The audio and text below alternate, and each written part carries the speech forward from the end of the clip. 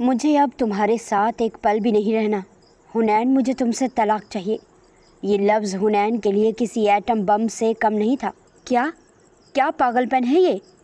کیوں بول رہی ہو؟ ہوش کرو نرمین، میں تمہیں طلاق نہیں دوں گا۔ تم دو گے یا نہیں یہ قانون طے کرے گا۔ میں اب اس گھر میں نہیں رہ سکتی، نرمین نے حتمی لہجے میں کہا اور کمرے سے نکل کر بچوں کا سامان پیک کرنے لگی۔ حنین اسے روکتا رہا، منتیں کرتا رہا، مگر نرمین نے ایک نہ سنی۔ اس نے بچوں کو گاڑی میں بٹھایا۔ حنین حیرت سے دیکھتا رہ گیا۔ وہ جا کہاں رہی ہے؟ اس سے سوچا وہ اپنے مائکے جائے گی، مگر وہ جانتا تھا کہ وہاں تو اس کے لیے دروازے بند ہیں۔ شاپنگ مال کی چکا چوند روشنیوں میں نرمین کو ہر چیز دھندلائی ہوئی محسوس ہو رہی تھی۔ اس کے سامنے وہ شخص کھڑا تھا جس نے چند لمحے پہلے اسے ایک ایسی پیشکش کی تھی جو کسی بھی باحیا عورت کے لیے ایک دھچکا تھی، مگر اس وقت نرمین کا وجود حنین کے دھوکے کی آگ میں جھلس رہا تھا۔ ارسلان شاہ نے اپنی گہری سیاہ آنکھوں سے نرمین کے چہرے پر پھیلتی بے بسی اور کرب کا مطالبہ کیا۔ وہ جانتا تھا کہ لوہا گرم ہے اور اب چوٹ کرنے کا صحیح وقت ہے۔ خاموش کیوں ہو نرمین؟ کیا اب بھی اس شخص کے لیے تمہارے دل میں کوئی گنجائش باقی ہے جو اس وقت کسی اور کے سامنے تمہاری محبت کا مذاق اڑا رہا ہے؟ ارسلان کا لہجہ ریشم کی طرح ملائم مگر کاٹدار تھا۔ خاموش کیوں ہو نرمین؟ کیا اب بھی اس شخص کے لیے تمہارے دل میں کوئی گنجائش باقی ہے جو اس وقت کسی اور کے سامنے تمہاری محبت کا مذاق اڑا رہا ہے؟ ارسلان کا لہجہ ریشم کی طرح ملائم مگر کاٹدار تھا۔ نرمین نے کپکپاتے لبوں سے حنین کی طرف دیکھا جو اب اس لڑکی کے ساتھ ہنستا ہوا مال سے باہر نکل رہا تھا۔ اس کے ذہن میں ارسلان کی کہی ہوئی بات گونج رہی تھی، میں اس کے لیے مخلص کیوں رہوں؟ آپ جو کہہ رہے ہیں وہ ایک گناہ ہے ارسلان شاہ۔ نرمین نے بامشکل اپنے آنسو روکے۔ ارسلان ایک قدم مزید قریب آیا، اتنا قریب کہ نرمین کو اس کے مہنگے پرفیوم کی خوشبو اپنے اعصاب پر طاری ہوتی محسوس ہوئی۔ گناہ وہ ہے جو تمہارے ساتھ ہو رہا ہے نرمین۔ وفاداری اس کا حق ہوتی ہے جو خود وفادار ہو۔ میں تمہیں گناہ کی دعوت نہیں دے رہا، میں تمہیں اس قید سے آزادی دلانا چاہتا ہوں جہاں تمہاری قدر ایک پاؤں کی جوتی جتنی بھی نہیں ہے۔ اس نے جیب سے ایک چھوٹا سا کارڈ نکالا اور نرمین کی لرزتی ہوئی ہتھیلی پر رکھ دیا۔ اس پر میرا پرسنل نمبر ہے، جس دن تمہارا حوصلہ جواب دے جائے اور تمہیں لگے کہ اب تم مزید یہ ذلت برداشت نہیں کر سکتی، مجھے کال کرنا۔ یاد رکھنا، ارسلان شاہ کبھی اپنا وعدہ نہیں توڑتا۔ ارسلان وہاں سے روبدار چال چلتا ہوا نکل گیا، جبکہ نرمین وہی بت بنی کھڑی رہ گئی۔ اس کے ہاتھ میں وہ کارڈ جلتا ہوا محسوس ہو رہا تھا۔ ارسلان شاہ جب اپنی حویلی واپس پہنچا تو اس کے اندر ایک عجیب سی فتح کا احساس تھا۔ وہ سیدھا اپنے کمرے میں گیا اور پانی کا گلاس لبوں سے لگایا۔ اس کے دماغ میں اب حنین کو برباد کرنے کا نقشہ تیار ہو رہا تھا۔ وہ شخص جس نے میری ملکہ کو رلایا ہے وہ اب سکون کی نیند نہیں سوئے گا۔ اس نے اپنے گارڈ کو طلب کیا۔ جی سر، گارڈ نے سر جھکا کر پوچھا۔ حنین کا پورا کاروبار، اس کے اکاؤنٹس اور اس کی وہ نئی دوست، مجھے ایک ایک تفصیل چاہیے۔ کل صبح تک اس کا کاروبار شاہ انڈسٹریز کے پیروں تلے ہونا چاہیے۔ ارسلان نے سرد لہجے میں حکم دیا جس میں کوئی لچک نہیں تھی۔ اس نے کہا تو گارڈ وہاں سے چلا گیا تھا، جبکہ اب ارسلان پرسکون سا بیڈ پر ڈھہ گیا تھا۔ ارسلان کی بند آنکھوں کے پیچھے ایک طلسماتی کمرہ روشن ہوا جہاں مدھم زرد روشنی دیواروں پر رقص کر رہی تھی اور فضا تازہ سرخ گلابوں کی مسحور کن خوشبو سے لبریز تھی۔ نرمین آئینے کے سامنے کھڑی تھی، اس کے گورے ہاتھوں کی انگلیاں اپنے زیورات اتارنے میں مصروف تھی۔ ارسلان خاموشی سے اس کے پیچھے آیا، اس کے قدموں کی چاپ غلیچے میں دب گئی تھی۔ اس نے نہایت آہستگی سے اپنے ہاتھ نرمین کی نازک کمر کے گرد لپیٹے اور اپنی تھوڑی اس کے نرم کندھے پر ٹکا دی۔ آئینے میں ان کی نظریں ملی تو ایک خاموش اقرار کی لہر دونوں کے وجود میں دوڑ گئی۔ ارسلان نے اپنی آنکھیں موند لی اور اس کی گردن پر اپنی گرم سانسیں محسوس کی، جس سے نرمین کے وجود میں ہلکی سی تھر تھراہٹ محسوس ہوئی۔ ارسلان نے دھیرے سے اپنا چہرہ اس کی ریشمی اور مہکتی زلفوں کے ڈھیر میں چھپا لیا، جیسے وہ کائنات کی تمام خوشبوئیں اسی ایک لمحے میں سمیٹ لینا چاہتا ہو۔ نرمین نے تڑپ کر اپنے ہاتھ ارسلان کے مضبوط ہاتھوں پر رکھ دیے اور اپنا سر پیچھے کی طرف جھکا کر اس کے لمس میں پناہ ڈھونڈنے لگی۔ اس خیالی کمرے میں وقت ساکت ہو چکا تھا، نہ کوئی جدائی کا خوف تھا اور نہ ہی سماج کی بندشیں۔ بس ارسلان کا جنون تھا اور اس کے خوابوں کی وہ ادھوری ملکہ جو اب اس کی باہوں میں مکمل لگ رہی تھی۔ ارسلان کے تصور میں یہ منظر اس قدر حقیقی تھا کہ اس کے چہرے پر ایک پرسکون مسکراہٹ پھیل گئی، گویا وہ سچ مچ اپنی جنت پا چکا ہو۔ نرمین جب گھر پہنچی تو حنین پہلے سے موجود تھا اور صوفے پر لیٹا کسی سے ہنس کر فون پر بات کر رہا تھا۔ نرمین کو دیکھ کر اس کے چہرے کے تاثرات فوراً بدل گئے اور اس نے فون بند کر دیا۔ کہاں تھی تم اور یہ آنکھیں اتنی سرخ کیوں ہیں؟ حنین نے مصنوعی سختی سے پوچھا۔ نرمین نے اسے دیکھا، وہی چہرہ جس پر وہ کبھی اپنی جان چھڑکتی تھی اب اسے زہر لگ رہا تھا۔ اس نے کوئی جواب نہیں دیا اور خاموشی سے کمرے کی طرف بڑھ گئی۔ میں تم سے کچھ پوچھ رہا ہوں نرمین، بدتمیزی مت کرو، حنین پیچھے سے چلایا۔ نرمین رکی مگر مڑی نہیں۔ آج میں نے وہ سب دیکھ لیا حنین جو آپ چھپانا چاہتے تھے، اب مجھے آپ سے کوئی سوال نہیں کرنا۔ حنین کا چہرہ فک ہو گیا۔ اسے اندازہ نہیں تھا کہ نرمین اس کا پیچھا کرے گی، مگر اپنی غلطی ماننے کی بجائے اس نے غصہ دکھانا شروع کر دیا تاکہ نرمین دب جائے۔ اگر تمہیں شک کی بیماری ہو گئی ہے تو اس کا علاج میرے پاس نہیں ہے، جاؤ یہاں سے، اسے دھاڑ کر کہا۔ نرمین نظر انداز کرتی اپنے کمرے میں جا کر بیڈ پر ڈھیر ہو گئی۔ اس کی سسکیاں اب دب نہیں رہی تھی۔ اس نے کارڈ نکالا اور دھندلی آنکھوں سے اس پر لکھا نام دیکھنے لگی۔ اس کی مخلصی کا جنازہ اٹھ چکا تھا اور اب اس کی زندگی کے اس نئے باب میں ارسلان شاہ کا جنون دستک دے رہا تھا۔ اگلی صبح جب نرمین کی آنکھ کھلی تو کمرے میں دھوپ کی سنہری کرنیں پھیل چکی تھی۔ اس کا ذہن بوجھل تھا اور آنکھیں پچھلی رات کے آنسوؤں کی گواہی دے رہی تھی۔ جب وہ کمرے سے باہر آئی تو کچن سے آنے والی مانوس خوشبو اور بچوں کے قہقہوں نے اسے چونکا دیا۔ نیچے لاؤنج کا منظر بدلا ہوا تھا۔ حنین جو اکثر دیر سے اٹھتا تھا آج نہ صرف جلدی اٹھا تھا بلکہ اس نے گھر کے بکھرے ہوئے کام بھی سمیٹ لیے تھے۔ دسترخواں سجا ہوا تھا اور بچوں کے ساتھ ہنسی مذاق کر رہا تھا۔ مما دیکھیں، پاپا نے آج کتنے مزے کے پین کیکس بنائے ہیں، چھوٹے سے ہادی نے شور مچایا۔ ہاں مما، اور پاپا نے ہمیں نہلایا بھی ہے، مریم نے خوشی سے چہکتے ہوئے کہا۔ حنین نے نرمین کو دیکھ کر ایک نرم مسکراہٹ دی۔ اس نے موبائل ایک طرف رکھ دیا تھا اور اپنا پورا دھیان بچوں پر مرکوز کر رکھا تھا۔ نرمین آؤ نا، میں نے تمہارے لیے تمہاری پسندیدہ چائے بنائی ہے، حنین نے بڑے پیار سے کہا۔ نرمین نے اسے ایک نظر دیکھا۔ وہ چہرہ جس پر کل تک وہ فدا تھی آج اسے ایک اجنبی کا لگ رہا تھا۔ اس نے حنین کی بات کا کوئی جواب نہیں دیا اور خاموشی سے بچوں کے پاس جا کر بیٹھ گئی۔ مریم بیٹا، ناشتہ جلدی سے ختم کرو، اس نے صرف بچوں سے بات کی۔ حنین نے محسوس کیا کہ نرمین اسے مکمل طور پر نظر انداز کر رہی ہے۔ اس نے کئی بار بات چیت شروع کرنے کی کوشش کی، کبھی بچوں کے بہانے تو کبھی گھر کے کاموں کے بہانے، مگر نرمین کے لبوں پر خاموشی کی مہر لگ گئی تھی۔ وہ اسے ایسے دیکھ رہی تھی جیسے وہ وہاں موجود ہی نہ ہو۔ ناشتے کے بعد جب بچے صحن میں کھیلنے چلے گئے تو حنین نے نرمین کا ہاتھ تھامنے کی کوشش کی۔ نرمین نے جھٹکے سے اپنا ہاتھ پیچھے کھینچ لیا۔ بچوں، تم لوگ جا کر اپنے کھلونوں سے کھیلو، مجھے تمہاری مما سے کچھ ضروری بات کرنی ہے، حنین نے اونچی آواز میں کہا۔ بچے باہر نکل گئے تو حنین نرمین کو زبردستی کمرے میں لے گیا۔ نرمین، آخر ہو کیا گیا ہے تمہیں؟ میں دیکھ رہا ہوں کل سے تم مجھ سے بدتمیزی کر رہی ہو، بچوں کے سامنے کم از کم میرا لحاظ تو کرو۔ میں تمہارے لیے اتنا کچھ کر رہا ہوں، صبح سے گھر سنبھالا ہوا ہے، اور تم ہو کہ؟ نرمین نے تیکھی نظروں سے اسے دیکھا۔ لحاظ؟ کس لحاظ کی بات کر رہے ہو حنین؟ اس لحاظ کی جو تم نے مال میں اس لڑکی کا ہاتھ تھامتے وقت بلائے طاق رکھ دیا تھا۔ حنین کے چہرے کا رنگ اڑ گیا۔ اس نے کچھ کہنے کے لیے لب وا کیے۔ مجھے اب کوئی صفائی نہیں چاہیے حنین، میں نے اپنی آنکھوں سے تمہاری حقیقت دیکھ لی ہے۔ میں نے تمہارے لیے اپنے ماں باپ کو چھوڑا، اپنی دنیا چھوڑی، اور تم نے مجھے بدلے میں کیا دیا؟ دھوکہ۔ نرمین کی آواز غصے سے کانپ رہی تھی۔ نرمین، میری بات سنو، وہ بس۔ نرمین نے ہاتھ اٹھا کر اسے خاموش کروا دیا۔ مجھے اب تمہارے ساتھ ایک پل بھی نہیں رہنا حنین، مجھے تم سے طلاق چاہیے۔ یہ لفظ حنین کے لیے کسی ایٹم بم سے کم نہیں تھا۔ کیا پاگل پن ہے یہ؟ کیوں بول رہی ہو؟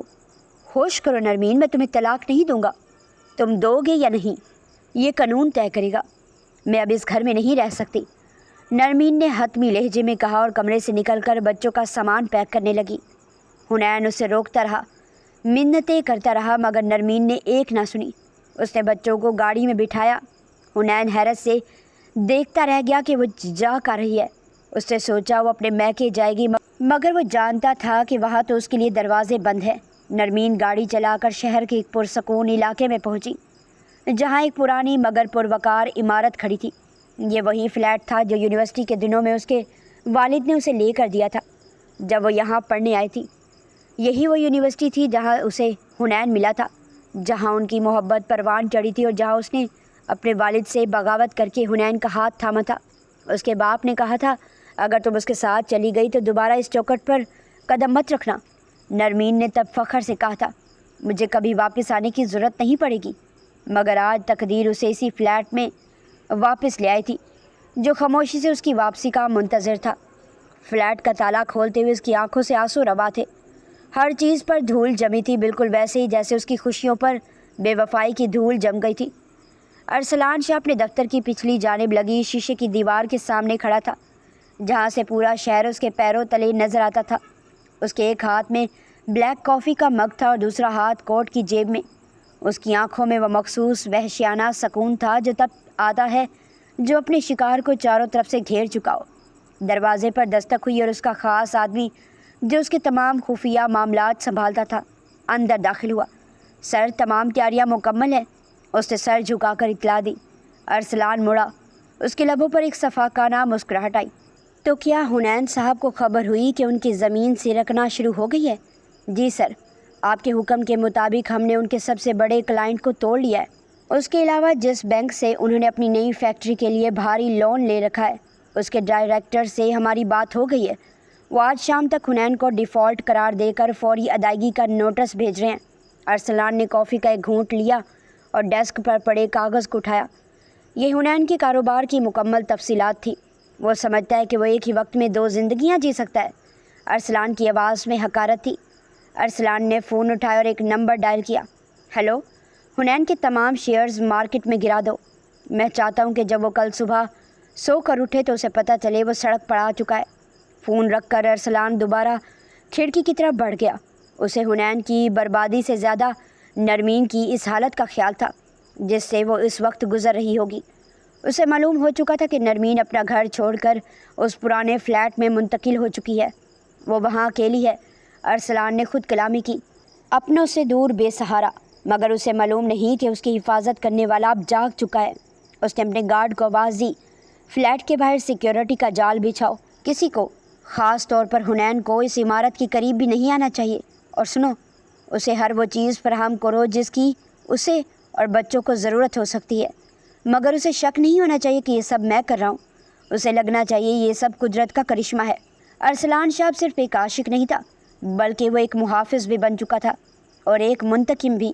اس نے بساط بچھا دی تھی، مہرے چل دیے تھے اور اب حنین کی موت یقینی تھی۔ ارسلان کی آنکھوں میں وہ چمک تھی جو بتاتی تھی کہ وہ نرمین کو اس کی پلکوں پر سجے آنسوؤں کا بدلہ دلانے کے لیے کسی بھی حد تک جا سکتا ہے۔ اس کے نزدیک حنین کو صرف مالی طور پر نہیں بلکہ ذہنی اور جذباتی طور پر بھی اتنا توڑنا ضروری تھا کہ وہ دوبارہ کبھی نرمین کی طرف نہ دیکھے۔ شام ڈھل رہی تھی۔ نرمین کچن میں بچوں کے لیے نوڈلز بنا رہی تھی جب ہادی اور مریم اس کے پاس آئے۔ ماما، ہم یہاں کیوں آئے ہیں؟ ہمارا گھر تو وہ نہیں ہے، مریم نے معصومیت سے پوچھا۔ بیٹا، یہ بھی ہمارا گھر ہے، اب ہم کچھ دن یہی رہیں گے، نرمین نے زبردستی مسکراتے ہوئے کہا۔ لیکن پاپا کہاں ہیں؟ وہ کب آئیں گے؟ مجھے پاپا کے پاس جانا ہے، ہادی نے روحان سی آواز میں کہا۔ نرمین کا کلیجہ کٹ کر رہ گیا۔ اس نے ہادی کو گود میں لیا اور اس کے سر پر بوسہ دیا۔ پاپا کو آفس کا بہت زیادہ کام ہے، وہ کچھ دنوں بعد آئیں گے۔ ابھی آپ لوگ کھانا کھائیں اور پھر ہم ایک اچھی سی مووی دیکھیں گے۔ سچ ماما؟ پاپا جلدی آئیں گے نا؟ بچوں نے امید سے پوچھا۔ جی بیٹا، وہ جلدی آئیں گے، اس نے جھوٹ بولا، ایک ایسا جھوٹ جو اسے خود کو بھی تکلیف دے رہا تھا۔ رات گئے جب بچے تھک ہار کر سو گئے تو نرمین کے ضبط کا بندھن ٹوٹ گیا۔ وہ کھڑکی کے پاس آ کر بیٹھ گئی جہاں سے شہر کی روشنیاں نظر آ رہی تھی۔ تنہائی اسے ڈسنے لگی، وہ پھوٹ پھوٹ کر رونے لگی۔ کیوں حنین، کیوں کیا آپ نے ایسا؟ میں نے تو آپ کو اپنی کائنات مانا تھا، کیا میری محبت میں کوئی کمی تھی؟ اسے اپنا وہ فیصلہ یاد آ رہا تھا جب اس نے اپنے والدین کی ممتا اور باپ کی شفقت کو حنین کی خاطر قربان کر دیا تھا۔ آج وہ تہی دست کھڑی تھی۔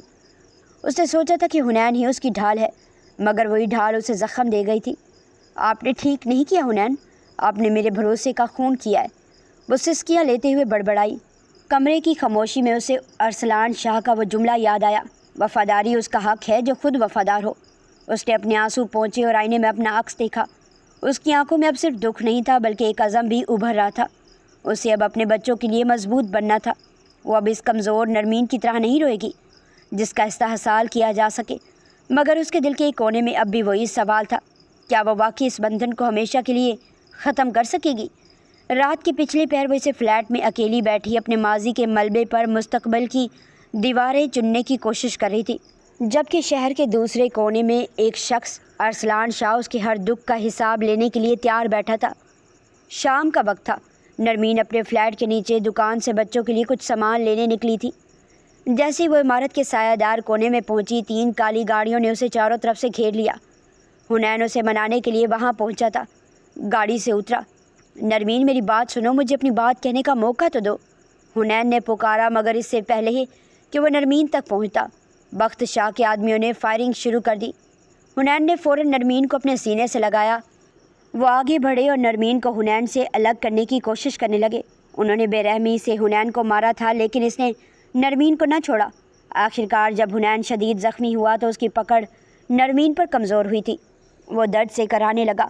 گارڈ نے نرمین کو ایک سائڈ گرایا۔ نرمین اٹھی اور دوڑ کر اس کے پاس پہنچی۔ اسے لگا حنین شدید زخمی ہے۔ حنین، آپ کو کیا ہوا؟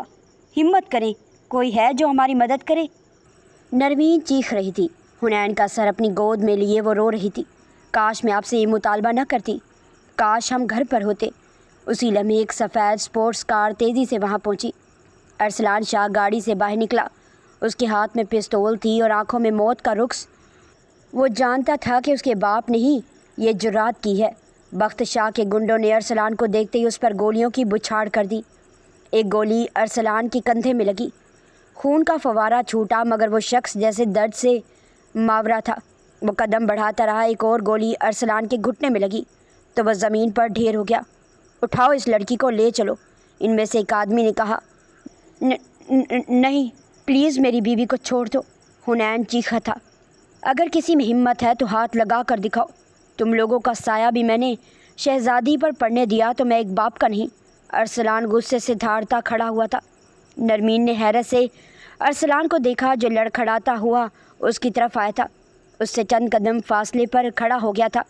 ارسلان پہلے اس شخص پر جھپٹا جس نے نرمین کو نیچے گرایا تھا۔ ارسلان نے اس کا ہاتھ وہیں سے مروڑ کر توڑ دیا جس سے اس نے نرمین کو چھوا تھا۔ میری نرمین پر ہاتھ اٹھایا؟ ارسلان کی آواز کسی بھوکے شیر جیسی تھی۔ اس نے اسے زمین پر پٹکا اور اس کا سر دیوار پہ دے مارا۔ باقی گنڈوں نے ارسلان پر ہلہ بول دیا۔ ارسلان زخمی تھا، اس کا خون بہہ رہا تھا، مگر اس کا جنون اسے گرنے نہیں دے رہا تھا۔ وہ پاگلوں کی طرح انہیں مار رہا تھا، کسی کا بازو توڑ رہا تھا، کسی کی گردن دبا رہا تھا۔ وہ منظر اتنا ہولناک تھا کہ نرمین کی چیخیں نکل گئیں۔ دوسری طرف حنین وہ وہیں بیٹھا کانپ رہا تھا۔ ارسلان جو خون میں لت پت تھا وہ نرمین کے لیے لڑ رہا تھا۔ ارسلان کے گارڈز پیچھے پہنچ چکے تھے، مگر ارسلان نے ہاتھ کے اشارے سے انہیں روک دیا۔ کوئی قریب نہ آئے، جس نے اسے چھوا ہے اسے میں اپنے ہاتھوں سے جہنم وصل کروں گا۔ اس نے آخری گنڈے کو بالوں سے پکڑ کر زمین پر رگڑا۔ یاد رکھنا، ارسلان شاہ کی ملکیت پر ہاتھ اٹھانے والے کا یہی انجام ہوتا ہے۔ وہ دھاڑا تھا، جبکہ نرمین خوف سے اب بھی حنین کے ساتھ لگی بیٹھی تھی۔ لڑائی تھم گئی۔ پولیس کی گاڑیوں کے سائرن دور سے سنائی دینے لگے۔ ارسلان نے آخری شخص کو پولیس کے حوالے کرنے کا اشارہ کیا اور لڑکھڑاتے ہوئے نرمین کی طرف بڑھا۔ اس کی پوری سفید شرٹ خون سے سرخ ہو چکی تھی۔ اس کی آنکھوں میں جنون اب بھی ناچ رہا تھا، مگر وہ اب مدھم پڑ رہا تھا۔ نرمین نے خوف سے دیکھا۔ ارسلان نے کچھ کہنا چاہا، مگر اس کے لب صرف لرز کر رہ گئے اور وہ وہیں زمین پر گر گیا۔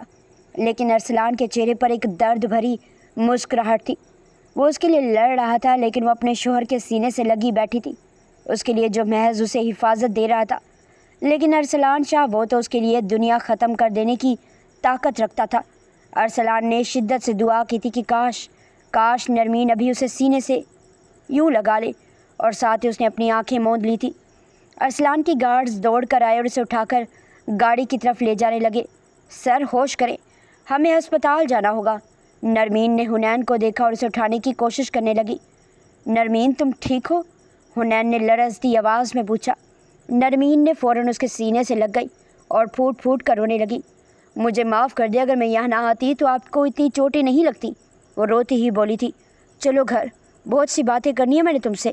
بہت سی شکایتیں ہیں مجھے تم سے، وہ کہتا اسے اپنے ساتھ لے کر لڑکھڑاتے ہوئے فلیٹ کی طرف بڑھ گیا تھا، جبکہ ارسلان شاہ کی ایمبولینس سائرن بجاتی ہوئی ہسپتال کی طرف روانہ ہو چکی تھی۔ فضا میں اب بھی ارسلان کے خون کی بو اور اس کے جنون کی گونج باقی تھی۔ ہسپتال کی فضا میں ادویات کی بو اور خاموشی کا راج تھا، جہاں ارسلان شاہ اپنی زندگی کی سب سے بڑی جنگ سے لوٹ کر ایک بیڈ پر ساکت لیٹا تھا۔ اس کی کندھے اور گھٹنے پر پٹی بندھی تھی، مگر اس کا درد جسمانی نہیں بلکہ روح کا تھا۔ ارسلان کی آنکھیں چھت کو گھور رہی تھیں، ان میں کوئی چمک نہیں تھی، بس ایک گہرا سناٹا تھا۔ بخت شاہ کمرے میں داخل ہوئے۔ اپنے بیٹے کی یہ حالت دیکھ کر ان کا غرور پاش پاش ہو چکا تھا۔ وہ ارسلان کے قریب آئے اور اس کے سر پر ہاتھ رکھا۔ تم اتنے پاگل ہو اس لڑکی کے لیے؟ بخت شاہ کی آواز میں دکھ اور حیرت تھی۔ اپنی جان کی پرواہ نہیں کی تم نے؟ شاہ خاندان کا وارث ایک معمولی عورت کے لیے گولی کھا گیا۔ ارسلان نے پلکیں نہیں جھپکائی، وہ ساکت رہا۔ اس کا لہجہ اتنا ٹوٹا ہوا تھا جیسے کوئی کھائی سے بول رہا ہو۔ وہ معمولی نہیں ہے بابا، وہ میری سانس ہے، میرا جنون ہے۔ اچانک ارسلان کی آنکھوں سے آنسو ٹوٹ کر کن پٹیوں کی طرف بہنے لگے۔ وہ شخص جو کبھی نہیں رویا تھا آج اپنے باپ کے سامنے پھوٹ پھوٹ کر رو دیا۔ مجھے وہ چاہیے بابا، میں اس کے بنا نہیں رہ سکتا۔ مجھے یہاں سینے پر ہاتھ رکھ کر اتنی تکلیف ہو رہی تھی جب میں نے دیکھا کہ وہ کسی اور کے سینے سے لگی ہوئی ہے، میرے نہیں۔ وہ درد گولی کے درد سے 1000 گنا زیادہ تھا بابا۔ بخت شاہ کا دل موم ہو گیا۔ انہوں نے مضبوطی سے ارسلان کا ہاتھ تھاما۔ بس میرے بیٹے، اب تم مزید نہیں روگے، میں اسے تمہارے پاس لاؤں گا، میں اسے مجبور کر دوں گا کہ وہ حنین کو چھوڑ کر تمہارے پاس آئے۔ ارسلان نے نفی میں سر ہلایا۔ اس کی آواز میں اب ایک عجیب سا عزم تھا۔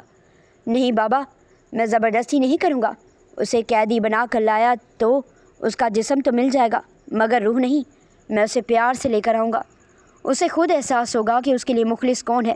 میں اسے اپنی محبت کی زنجیر پہناؤں گا، مجبوری کی نہیں۔ ہسپتال کے دوسرے وارڈ میں حنین کی پٹی کر دی گئی تھی۔ نرمین خاموشی سے اس کے پاس بیٹھی تھی جب حنین نے اپنے موبائل سے اسی لڑکی کو کال کی جسے نرمین نے مال میں دیکھا تھا۔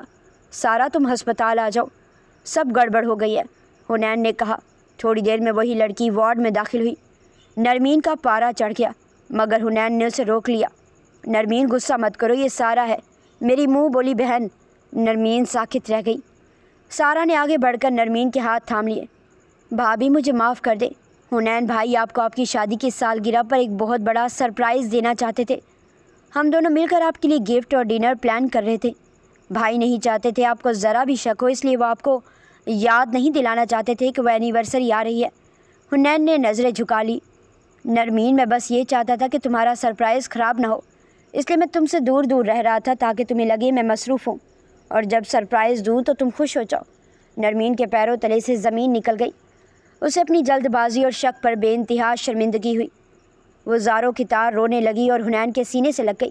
مجھے معاف کر دے حنین، میں نے آپ پر اتنا بڑا الزام لگایا، میں کتنی بے وقوف تھی، وہ ہچکیاں لیتے ہوئے بولی۔ حنین نے اس کے آنسو پونچھے۔ کوئی بات نہیں نرمین، یہ سب ایک غلط فہمی تھی، اب سب ٹھیک ہے، چلو گھر چلتے ہیں۔ نرمین حنین کے سہارے اٹھ کھڑی ہوئی۔ وہ حنین کے ساتھ واپس اپنے گھر چلی گئی، یہ سوچ کر کہ اس کا گھر اب بچ گیا ہے۔ وہ خوش تھی کہ اس کی محبت جیت گئی، مگر وہ یہ بھول گئی تھی کہ ہسپتال کے ایک دوسرے کمرے میں ایک جنونی شخص اب بھی اس کے انتظار میں اپنی سانسیں گن رہا ہے۔ نرمین حنین کے ساتھ گھر تو آ گئی تھی، لیکن ارسلان شاہ کا وہ لہولہان چہرہ، اس کے بچانے والی وہ ڈھال، اس کے ذہن کے کسی گوشے میں اب بھی نقش تھی۔ اسے لگ رہا تھا کہ کہانی ختم ہو گئی، مگر ارسلان شاہ کے لیے یہ ابھی صرف شروعات تھی۔ شادی کی سالگرہ کی تقریب نرمین اور حنین کے گھر میں پوری آب و تاب سے جاری تھی۔ پورا گھر برقی کمکموں اور پھولوں سے مہکا ہوا تھا، لیکن نرمین کا دل اب بھی ارسلان شاہ کے اس لہولہان چہرے کو یاد کر کے بوجھل ہو رہا تھا۔ وہ بار بار خود کو یقین دلا رہی تھی کہ حنین کی مخلصی ثابت ہو چکی ہے، مگر ارسلان کا وہ جنون اسے بے چین کر رہا تھا۔ مہمانوں کی آمد و رفت جاری تھی کہ اچانک ہال کے مرکزی دروازے پر ایک روبدار شخصیت نمودار ہوئی۔ سیاہ 3 پیس سوٹ میں ملبوس، کندھے پر اب بھی پٹی کا ہلکا سا ابھار محسوس ہو رہا تھا۔ وہ ارسلان شاہ تھا۔ اس کی آمد نے محفل میں ایک سکوت طاری کر دیا۔ حنین نے آگے بڑھ کر اس کا استقبال کیا کیونکہ وہ اسے اپنا محسن سمجھ رہا تھا۔ ارسلان صاحب، آپ کا یہاں آنا میرے لیے اعزاز ہے، آپ کی چوٹ اب کیسی ہے؟ حنین نے بڑے اتفاق سے پوچھا۔ ارسلان کی نظریں حنین پر نہیں بلکہ سامنے کھڑی نرمین پر جمی تھی۔ بہتر ہوں حنین صاحب، آپ کی خوشی میں شامل ہونا ضروری تھا۔ اس کا لہجہ اسپاٹ تھا مگر آنکھوں میں آگ تھی۔ تھوڑی دیر بعد جب حنین مہمانوں میں مصروف ہوا، ارسلان موقع پا کر نرمین کے قریب پہنچ گیا جو ٹیرس پر اکیلی کھڑی تھی۔ شادی کی سالگرہ مبارک ہو نرمین، ارسلان کی بھاری آواز نے اسے چونکا دیا۔ نرمین نے مڑ کر دیکھا اور فاصلہ برقرار رکھتے ہوئے کہا، شکریہ ارسلان صاحب، آپ کو یہاں نہیں آنا چاہیے تھا۔ ارسلان نے قدم آگے بڑھایا۔ اس کی آنکھوں میں آج وہی پرانا جنون اور بے پناہ محبت تھی۔ میں خود پر قابو نہیں رکھ سکا نرمین، میں تمہیں یہ بتانے آیا ہوں کہ ارسلان شاہ کی دنیا تم سے شروع ہو کر تم پر ہی ختم ہوتی ہے۔ میں تم سے محبت کرتا ہوں، ایسی محبت جو تقدیر بدلنے کی طاقت رکھتی ہے۔ نرمین کا رنگ فک ہو گیا۔ اسے مال والا وہ منظر یاد آیا جب ارسلان نے اسے کاٹ دیا تھا۔ اس نے مضبوطی سے اپنا دوپٹہ تھاما اور ارسلان کی آنکھوں میں آنکھیں ڈال کر وہی الفاظ کہے جو اس نے پہلے کہے تھے، ارسلان صاحب، میں آپ کو پہلے بھی کہہ چکی ہوں کہ یہ گناہ ہے اور میں یہ گناہ کبھی نہیں کروں گی۔ میں ایک بیوی ہوں، ایک ماں ہوں اور میری وفاداری صرف میرے شوہر کے لیے ہے۔ آپ کی محبت میرے لیے سوائے ایک آزمائش کے اور کچھ نہیں۔ ارسلان کے چہرے پر ایک رعب انگیز مسکراہٹ آئی۔ اس کی تمام امیدیں دم توڑ رہی تھی۔ گناہ؟ وفاداری کا گناہ یا محبت کا گناہ؟ خیر میں سمجھ گیا نرمین۔ وہ ایک نا امید سے شخص کی طرح مڑا اور بغیر کسی سے ملے تقریب سے نکل گیا۔ اس کے جانے کے بعد نرمین نے ایک لمبا سانس لیا جیسے کوئی بوجھ اس کے سینے سے اتر گیا ہو۔ پارٹی ختم ہوئی اور مہمان رخصت ہو گئے۔ نرمین تھکی ہاری اپنے کمرے میں پہنچی اور آئینے کے سامنے کھڑی ہو کر اپنے زیورات اتارنے لگی۔ اچانک پیچھے سے دو مضبوط ہاتھوں نے اسے اپنے حصار میں لے لیا۔ وہ حنین تھا۔ شادی کی سالگرہ مبارک ہو میری جان۔ حنین نے اس کے کان میں سرگوشی کی۔ نرمین مسکرائی اور اس کے سینے سے لگ گئی۔ شکریہ حنین، مجھے معاف کر دے، میں نے آپ پر کتنا شک کیا تھا۔ حنین نے اسے اپنے سامنے کیا اور ایک خوبصورت ڈبیا اس کے ہاتھ میں تھمائی۔ یہ تمہارا سرپرائز گفٹ ہے۔ نرمین نے اسے کھولا تو اندر ہیروں کا ایک نفیس سیٹ چمک رہا تھا۔ یہ بہت خوبصورت ہے حنین۔ نرمین کی آنکھوں میں خوشی کے آنسو تھے۔ حنین نے اسے بیڈ کی طرف لے جاتے ہوئے محبت پاش لہجے میں کہا، یہ تمہاری خوبصورتی کے سامنے کچھ بھی نہیں ہے۔ آج مجھے احساس ہوا کہ تمہیں کھونے کا ڈر کتنا خوفناک ہوتا ہے۔ میں وعدہ کرتا ہوں اب کبھی ہمارے درمیان کوئی غلط فہمی نہیں آئے گی۔ کمرے کی مدھم روشنی اور گلابوں کی مہک نے ماحول کو مزید بوجھل بنا دیا تھا۔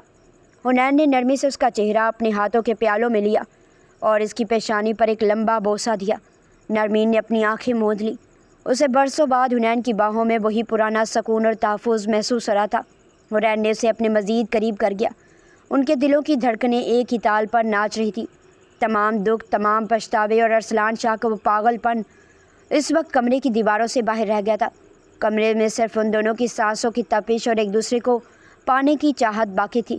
حنین نے اسے اپنی باہوں میں بھر لیا اور وہ دونوں ایک دوسرے کی قربت کے ان لمحات میں ڈوب گئے جہاں صرف محبت کی زبان بولی جا رہی تھی۔ نرمین کو محسوس ہو رہا تھا کہ اس کا گھر، اس کی دنیا مکمل طور پر محفوظ ہے۔ ارسلان شاہ جیسے اس گھر سے باہر نکلا، اسے محسوس ہوا جیسے اس کا دم گھٹ رہا ہو۔ وہ بوجھل قدموں سے اپنی گاڑی تک پہنچا اور انجن سٹارٹ کر کے اسے بے تحاشا رفتار سے سڑک پر دوڑا دیا۔ کالی سیاہ رات میں آسمان نے بھی شاید اس کے دل کا حال جان لیا تھا۔ اچانک بجلی کڑکی اور موسلادھار بارش شروع ہو گئی۔ سڑک سنسان تھی، دور دور تک کسی انسان کا سایہ تک نہیں تھا۔ ارسلان نے ایک زوردار جھٹکے سے گاڑی کو سڑک کے کنارے روکا۔ گاڑی کا دروازہ کھول کر وہ باہر نکلا تو بارش کی موٹی بوندوں نے اسے لمحوں میں بھگو دیا۔ کیوں نرمین، کیوں؟ وہ سنسان سڑک پر پوری قوت سے چیخا۔ اس کی آواز بارش کے شور میں دب کر رہ گئی۔ اس نے اپنے سینے پر ہاتھ رکھا جہاں اسے ایک ناقابل برداشت درد محسوس ہو رہا تھا۔ تمہیں اندازہ بھی ہے مجھے کتنی تکلیف ہو رہی ہے؟ تم کیسے کسی اور کے حصار میں اتنی سکون سے رہ سکتی ہو؟ میرا جنون، میری محبت، میرا خون، کیا کچھ بھی تمہارے دل میں میرے لیے جگہ نہ بنا سکا؟ ارسلان کے گھٹنے جواب دے گئے اور وہ وہیں سڑک کے بیچوں بیچ اپنی گاڑی کے ٹائر سے ٹیک لگا کر بیٹھ گیا۔ اس کا قیمتی سوٹ کیچڑ اور پانی سے لت پت ہو چکا تھا مگر اسے کسی چیز کی ہوش نہ تھی۔ بارش کا پانی اس کے چہرے سے بہہ رہا تھا مگر ان بوندوں میں اس کے آنسو بھی شامل تھے جو کسی کو نظر نہیں آ رہے تھے۔ تم ایسا نہ کرو نرمین، تم مجھے جیتے جی مار رہی ہو، وہ ہذیانی انداز میں بڑبڑایا۔ اس کا سر گاڑی کے ٹھنڈے دھات سے ٹکرایا تو اسے ایک عجیب سا سکون ملا، جیسے اس کی روح کی تپش کچھ کم ہوئی ہو۔ وہ کتنی دیر اس طوفان میں بھیگتا رہا، تڑپتا رہا اور نرمین کے نام کی تسبیح پڑھتا رہا۔ آخرکار جب جسم سردی سے تھرتھرانے لگا تو ایک ہارے ہوئے جواری کی طرح اٹھا۔ اس کی آنکھوں میں اب غصہ نہیں بلکہ ایک اداسی تھی جو موت سے زیادہ گہری تھی۔ وہ دوبارہ گاڑی میں بیٹھا اور کسی مشینی انداز میں ڈرائیونگ کرتا ہوا شاہ حویلی کی طرف روانہ ہو گیا۔ حویلی کے بڑے گیٹ کھلے تو ارسلان نے گاڑی پورچ میں روکی۔ وہ پانی میں شرابور، بکھرے بالوں اور ٹوٹے ہوئے وجود کے ساتھ حویلی کے سرد حال میں داخل ہوا۔ نوکروں نے اسے اس حال میں دیکھا تو سہم کر پیچھے ہٹکے۔ ارسلان شاہ جو کبھی چٹان کی طرح مضبوط تھا، آج ایک بکھرا ہوا خواب لگ رہا تھا۔ وہ بغیر کسی کی طرف دیکھے سیڑھیاں چڑھنے لگا، جبکہ اس کے قدموں سے گزرتا ہوا پانی اس کے ٹوٹے ہوئے جنون کی داستان سنا رہا تھا۔